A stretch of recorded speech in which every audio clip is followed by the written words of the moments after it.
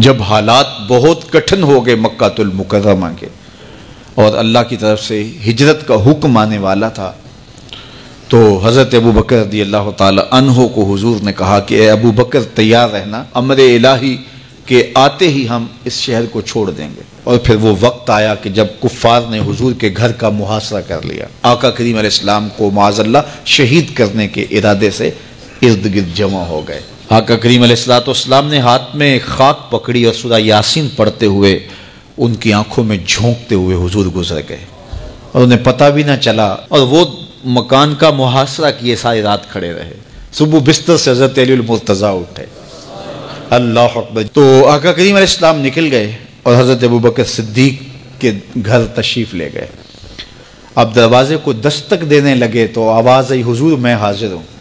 حضرت ابو بکر صدیق تیار کھڑے تھے، تو کہا ابو بکر تم تیار ہو؟ کہا حضور آپ نے کہا نہیں تھا کہ تیار رہنا، کبھی ہجرت کا حکم آ سکتا ہے، تو میں تو اس دن سے ہی تیار رہتا ہوں کہ کب حضور آئیں اور جو فرمائیں میں وہی کروں۔ اور پھر وہاں سے لے کے حضور کو وہاں تک گئے، اور جبل سور کی چوٹی پر وہ غار ہے، اللہ اکبر، اس غار میں جانے سے قبل حضور کو باہر بیٹھنے کا کہا، عرض کی حضور ذرا میں غار کے اندر کے ماحول کا جائزہ لے لوں۔ غار کے اندر اترے، پہلے اس کو صاف کیا غار کو، پھر دیکھا جگہ جگہ سوراخ تھے، تو اپنا امامہ پھاڑ کے قمیض اتار کے اس کے ٹکڑے کر کے ان سوراخوں میں کپڑا دے دیا۔ 2 سوراخ ایک روایت کے مطابق، اور ایک روایت کے مطابق 1 سوراخ بچ گیا، اس میں اپنی ایڑی رکھ دی، اور پھر آواز دی جان عالم اندر تشریف لائیے۔ تو آقا کریم علیہ السلام غار میں چلے گئے، تو سیدنا صدیق اکبر رضی اللہ تعالی عنہ نے اپنی گود میں آپ کا سر رکھا اور حضور لیٹ گئے۔ اللہ اکبر، کیا منظر ہوگا! صدیق اکبر نے حضور کو دیکھا اور جی بھر کے دیکھا، اور ایسا دیکھا کہ کوئی اور شریک بھی نہیں تھا۔ یہ واقعہ حضرت سیدنا عمر سے روایت ہے، کتب صحاح میں ہے، اور حضرت عمر رضی اللہ تعالی عنہ یہ بات بیان کرتے ہوئے رو پڑے، اور آپ کہا کرتے تھے کہ ابو بکر یہ غار والی نیکی مجھے دے دیں اور میری ساری زندگی کی نیکیاں لے لیں۔ اللہ اکبر۔ تو حضور علیہ السلام حضرت ابو بکر صدیق کی آغوش میں ہیں۔ اب ہوا کیا کہ سانپ نے جب ہر راستہ مسدود پایا، تو خیر وہ اس راستے پہ پہنچا جہاں انسانی گوشت نظر آیا، تو سانپ نے پھر ڈنگ لگایا۔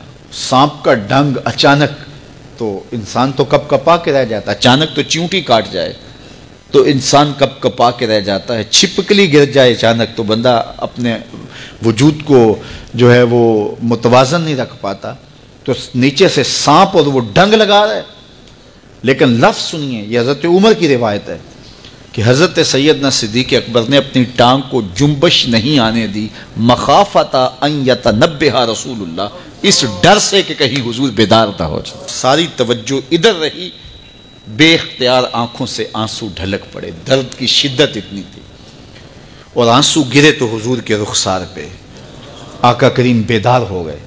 بیدار ہوتے ہی میرے حضور نے کہا، مالک یا ابا بکر، ابو بکر کیا ہوا؟ تو یہ ہوتی ہے ہنگامی صورتحال۔ ہنگامی صورتحال میں کسی کو پکاریں یا کسی کو کوئی جواب دیں تو مروجہ آداب کی رعایت کے ساتھ جو لفظ بولے جاتے ہیں وہ ترک کرنے پڑتے ہیں۔ اس مائک میں کرنٹ تھا، تو میں قریب ہونے لگا، تو آپ نے مجھے متنبہ کرنا تھا، تو میرے ساتھ آپ بہت پیار کرتے ہیں، بہت محبت کرتے ہیں، تو آپ نے اگر مجھے یہ بتانا ہو کہ اس میں کرنٹ ہے، اور اگر آپ نے منہ قریب کر لیا تو آپ کو نقصان پہنچ سکتا ہے، تو میرے نام کے ساتھ 20 القاب لیں گے؟ آپ نہیں لیں گے، آپ جلدی جلدی جو ہے وہ مجھے کہیں گے جناب یہاں کرنٹ ہے، تو میں یہیں سے رک جاؤں گا۔ یہ تو ہے کہ آپ میرے لیے کر رہے ہیں، اور اپنے لیے کسی کو پکاریں تو پھر بھی یہی بات ہے۔ اللہ اکبر۔ اب حضور نے جب کہا نا مالک یا ابا بکر، ابو بکر کیا ہوا، تو اب ہنگامی صورتحال تھی نا، تو فوراً کہتے لدغت تو ڈسا گیا، مجھے سانپ نے ڈس لیا، فوراً یہ کہتے نا۔ لیکن حضرت ابو بکر تیری محبت پہ قربان، کائنات میں آپ نے ایسا عاشق نہیں دیکھا ہوگا، سانپ ڈنگ پہ ڈنگ لگا رہا ہے اور ٹانگ شل ہو گئی ہے، زہر سرایت کر گیا ہے۔ حضرت ابو بکر نے جواب دیا، لدغت فداک امی و ابی یا رسول اللہ، حضور میری ماں بھی آپ کے قدموں پہ قربان، میرا باپ بھی آپ کی راہوں پہ نچھاور، مجھے سانپ نے ڈس لیا ہے۔ تو اس مشکل وقت کے اندر بھی ادب کا کرینہ نہیں چھوڑا۔ فرمایا حضور علیہ الصلوۃ والسلام نے انت صاحبی فی الغار و صاحبی علی الحوض، اے ابو بکر تم غار میں بھی میرے ساتھی ہو اور حوض کوثر میں بھی میرے ساتھی ہو۔ اور آقا کریم علیہ الصلوۃ والسلام نے یہ بھی ارشاد فرمایا سب سے زیادہ جس نے میرے اوپر احسانات کیے ہیں وہ ابو بکر ہے۔ حضور نے فرمایا کسی کے مال نے مجھے اتنا نفع نہیں دیا جتنا ابو بکر کے مال نے دیا، جتنا ابو بکر کے مال نے دین کو، اسلام کو، میرے کاز کو نفع دیا ہے، میرے حضور نے فرمایا اتنا کسی کے مال نے نفع نہیں دیا۔ اللہ اکبر۔ فبکا ابو بکر، تو جب یہ بات حضور نے کہی تو ابو بکر رونے لگے۔ وقال ما انا ومالی الا لکا، حضور میں بھی آپ کا ہوں، مال بھی آپ کا ہے۔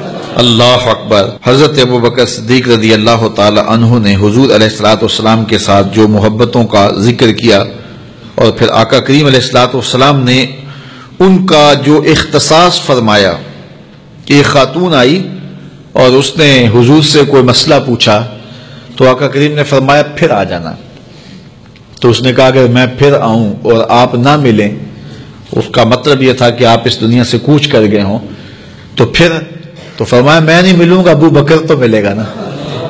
تو علماء نے کہا یہ خلافت کی طرف اشارہ ہے۔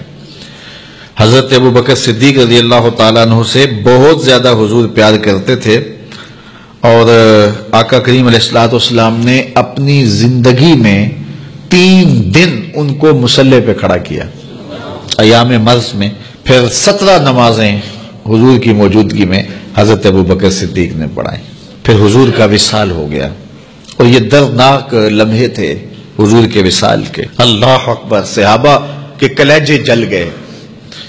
حضرت عمر نے ہاتھ میں تلوار پکڑی اور ایسے کھڑے ہو گئے اور ایسے لہراتے تھے تلوار، اور کہتے تھے خبردار کسی نے کہا حضور کا انتقال ہو گیا میں گردن اتار دوں گا۔ کوئی وصال نہیں ہوا حضور کا، حضور تھوڑی دیر بعد اپنی حالت پہ آ جائیں گے، یہ سکتے کی کیفیت ہے۔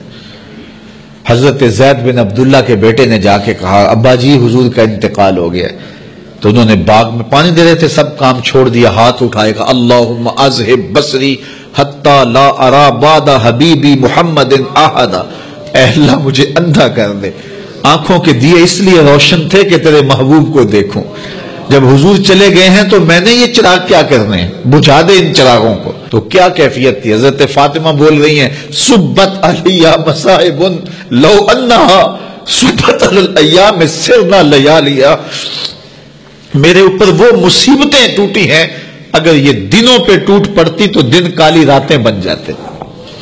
تو تھوڑی خبر تھی حضور کا وصال۔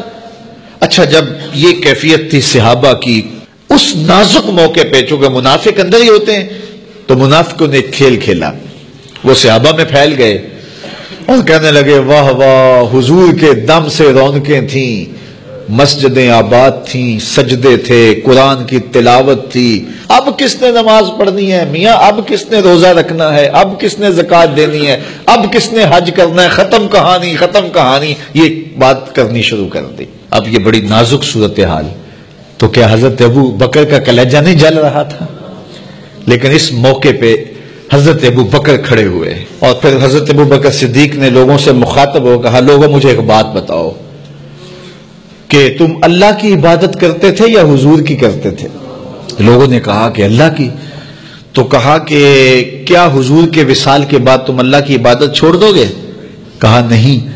کہا مجھے بتاؤ جس دین کو سر بلند کرنے کے لیے حضور نے اپنی ساری زندگی لگا دی، تو کیا حضور کے چلے جانے کے بعد اس مشن کو چھوڑ دو گے؟ لوگوں نے کہا نہیں۔ تو کہا پھر اٹھو اور نبی کے دین کا پرچم تام لو۔ حضور کا وصال ہو گیا ہے، اب حضور کے مشن کو ہم نے اٹھانا اور اپنے کندھوں پہ وہ بوجھ لینا ہے۔ تو کیا جس کے لیے حضور نے اپنی جان تک دے دی، تو کیا ہم وہ مشن چھوڑ دیں گے؟ صحابہ کے اندر ہمت پیدا ہوئی، کہا کیوں چھوڑیں گے، ہم تو اٹھیں گے اور پہاڑوں سے بھی ٹکرا جائیں گے۔ تو یہ وہ موقع تھا جس موقع کو سنبھالا حضرت ابو بکر نے۔ منافق تو چل گئے تھے، صحابہ پر صدموں کے پہاڑ ٹوٹ رہے تھے، ساری ذریت اسلام ساری زندگی جو ہے وہ تعریفیں کرتی رہے، مدح و ستائش کرتی رہے، ابو بکر صدیق کا یہ حق نہیں ادا ہو سکتا۔ یہ احسان کیا ہے امت کے اوپر حضرت ابو بکر صدیق۔